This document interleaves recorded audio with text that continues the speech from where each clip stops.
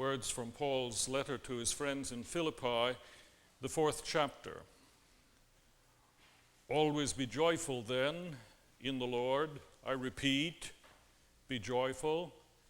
Let your good sense be obvious to everyone. The Lord is near.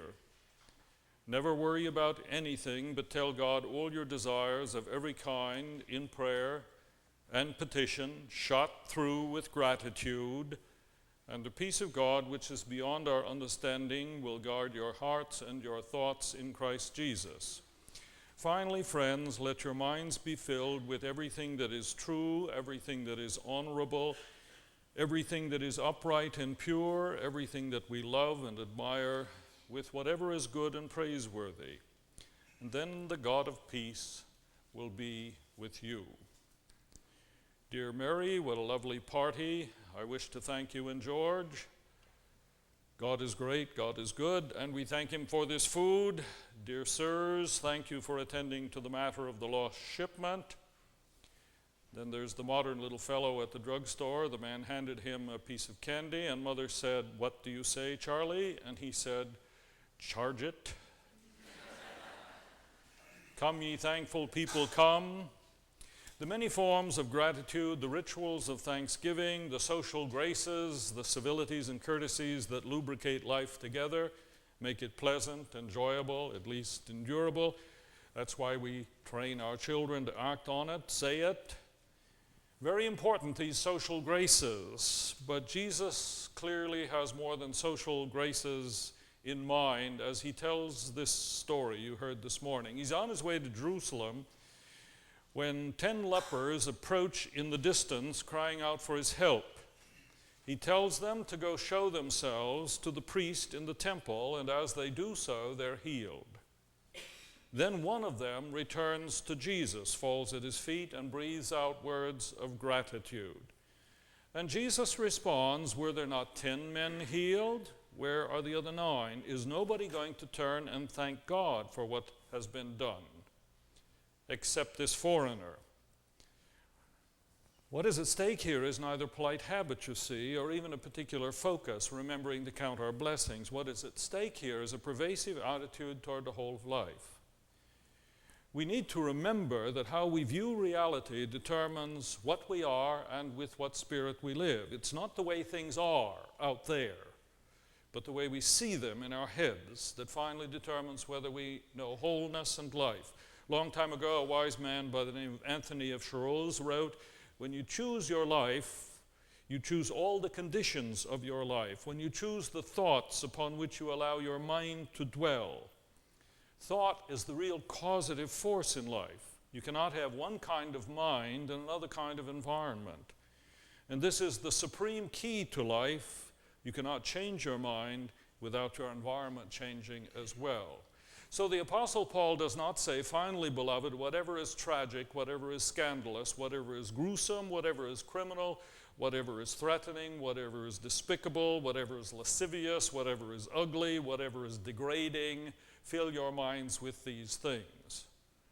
Reminds you of the 10 o'clock news, doesn't it? So gratitude is more than a mere passing word. Gratitude involves, from the perspective of our faith, an entirely new way of looking at life. Why were the 9 not grateful? Where are they?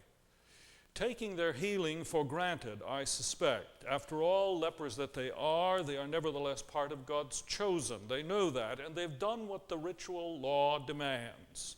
So why shouldn't they be healed? I mean, isn't this a natural inclination on the part of all of us? We wake up in the morning and it never occurs to us to be surprised.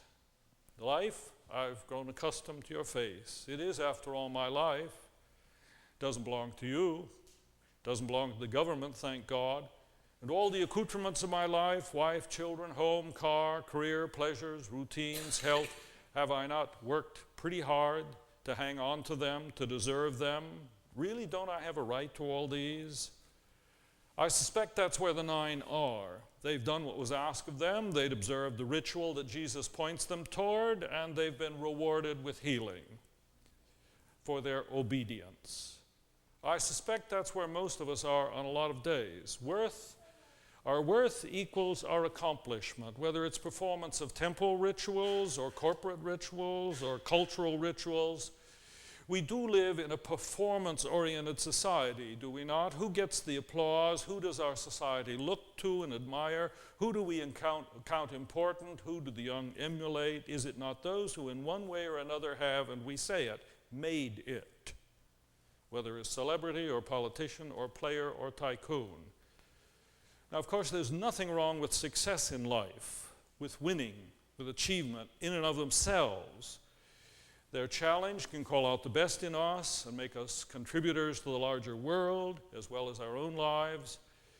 But when we let our accomplishments in the world, the kids we create, our performance even in religion, define who we are, that's when we get in trouble. We identify our worth with the applause of those around us, with accomplishment by this world's standards. And the result is a kind of slavery. In order to feel good about ourselves, in order to be content with our lives, we have to constantly measure up, win by whatever means. In an interview on his 64th birthday, Paul Newman said this: "I look like I'm having a lot of fun, but I should be having a lot more fun than I am. In work, I'm unhappy because I'll never be good enough, I feel. I'll never be a proper father or a great lover or capable skier or certainly not an astronaut. These are the things I'm missing. If they say you are accomplished or a great lover and you don't feel it, what good is it? They make that up about you. It has really nothing to do with you. I'm just a little kid from Shaker Heights who had some luck. I suggest this for my epitaph. Here lies Paul Newman, who died a flop." But it's hard to shake this view of ourselves in this kind of culture and world, this assessment of our worth. Rabbi Harold Kushner tells a wonderful story about a bright young man who was a sophomore Stanford pre-med student. To reward him for having done so well in school, his parents gave him a trip to the Far East for the summer vacation before the start of his junior year. And while there, he met a guru who said to him, "Don't you see how you're poisoning your soul with this success-oriented way of life? Your idea of happiness is to stay up all night studying for an exam so that you can get a better grade than your best friend. Your idea of a good marriage is not to find the woman who will make you whole, but to win the girl that everybody else wants. That's not how people are supposed to live. Give it up. Come join us in an atmosphere where we all share and love each other."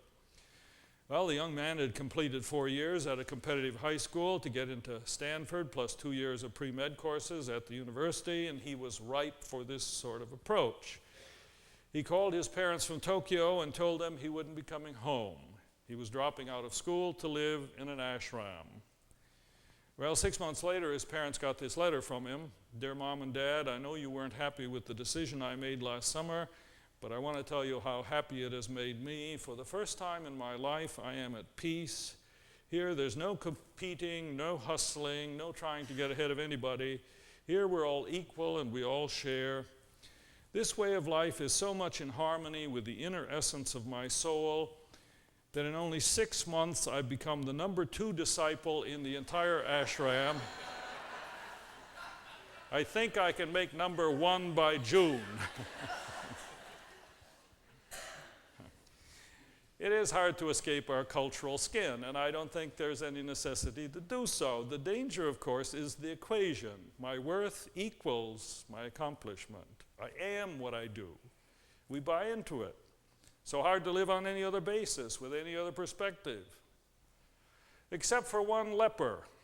He was overwhelmed with surprise. He knows he has no claim on Jesus. He's a foreigner, a Samaritan, not one of God's favorites, not one of the chosen in life, no pedigree. He's a man without rights, and yet it happens to him.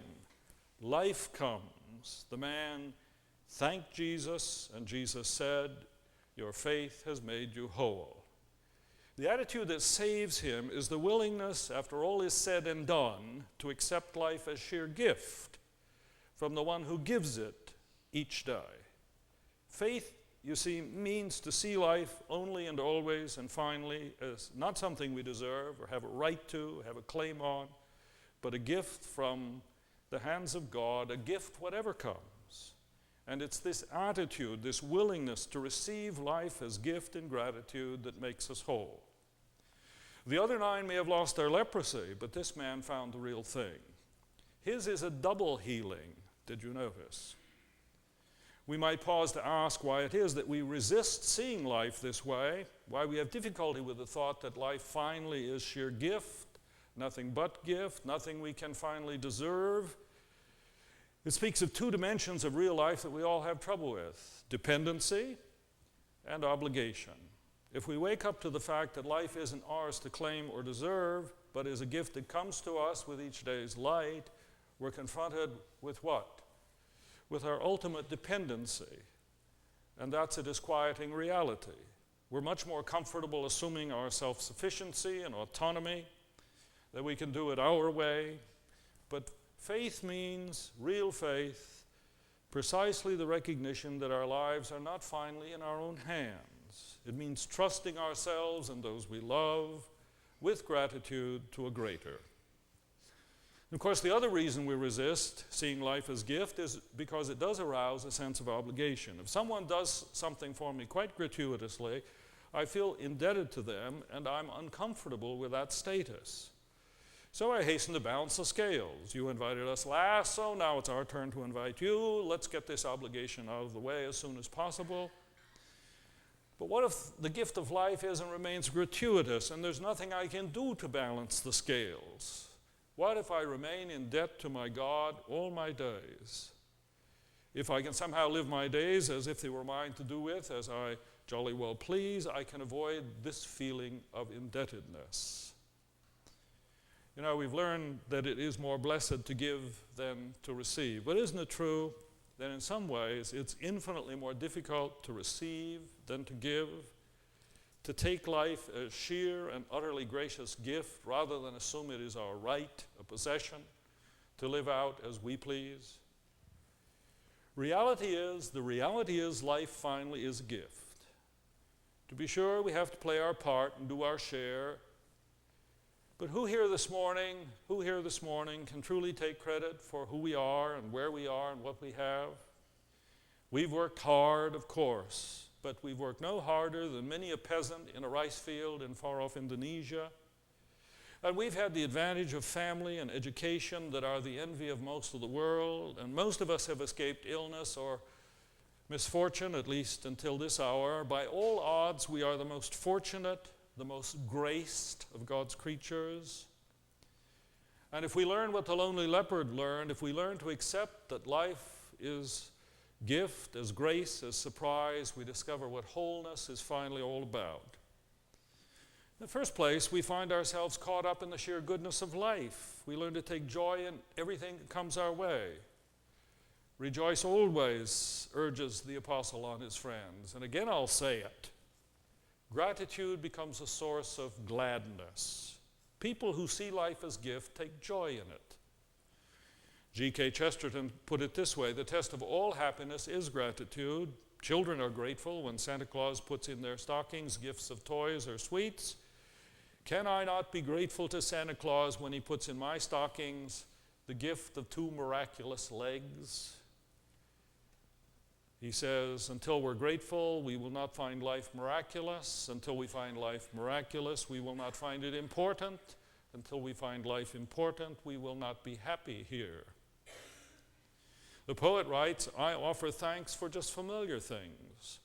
The ruddy glory of the sunset sky, the shine of firelight as dusk draws nigh, the cheery song my kettle sings, the woodland music of my great pine, the last sweet tokens my garden yields, the mellow rings upon the autumn fields, the far-off misty mountains, purple line, the sense of rest at home, so surely brings the books that wait my pleasure true and fine, old friendships that I joy to feel are mine. I offer thanks for just familiar things, for life. Joseph Fort Newton calls our attention to Rupert Brooke and his inclination to inventory the things for which he is eternally grateful. Each item meant a memory for him, started a happy thought, brought back a picture, revived a joy. Look at his list, says Newton. White plates and cups, wet roofs beneath the lamplight, the strong crust of friendly bread, rainbows, radiant raindrops in flower cups, the cool kindliness of sheets, the benison of hot water, sleep, footprints in the dew, oak trees, the blue smoke of wood. All these everyone knows and shares. Then Newton goes on to say, for the person lost in ingratitude and complaint, every sunset is bleached of color, every meal is rendered bland and tasteless, every dream is cankered, every relationship is soured.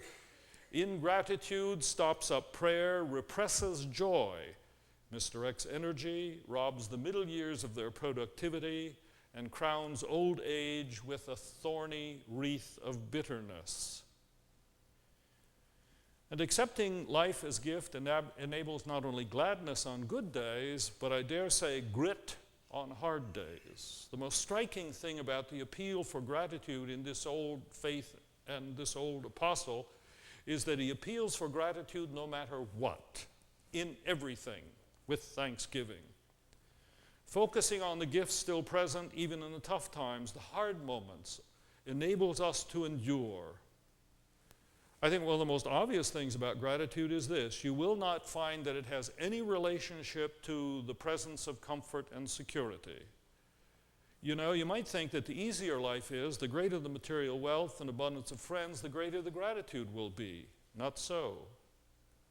I'm often surprised where I bump into it.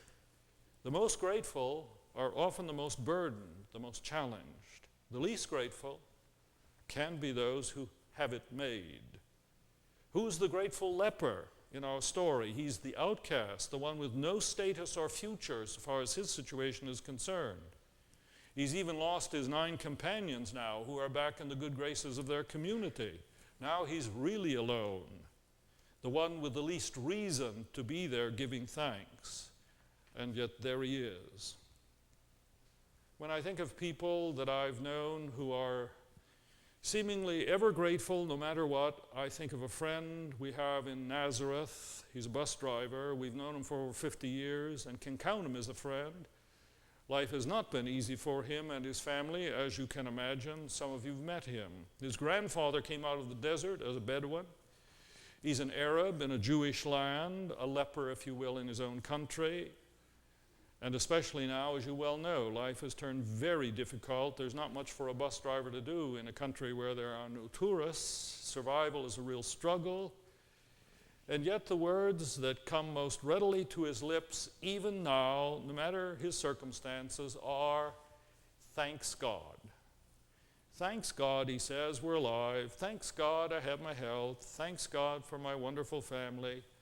Thanks God, he's still saying it. I still hear it. The grit of gratitude that makes and keeps him whole, even in the face of the worst that can happen.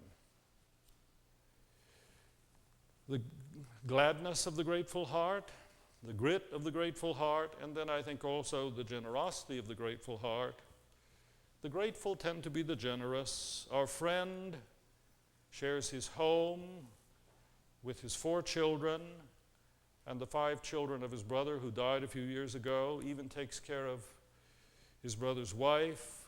He shares his home with us whenever we're there. He invites us to the intimate moments of his family, to the weddings. He is a generous human being. Because gratitude takes us beyond ourselves and our own troubles and complaints, our own desires and concerns toward others. Quite naturally and unassumingly, the grateful give. I read somewhere, the joy that isn't shared, I've heard, dies young. So does gratitude breed gladness and grit and generous spirit all around. Your gratitude has made you whole. So go on your way in peace. Amen.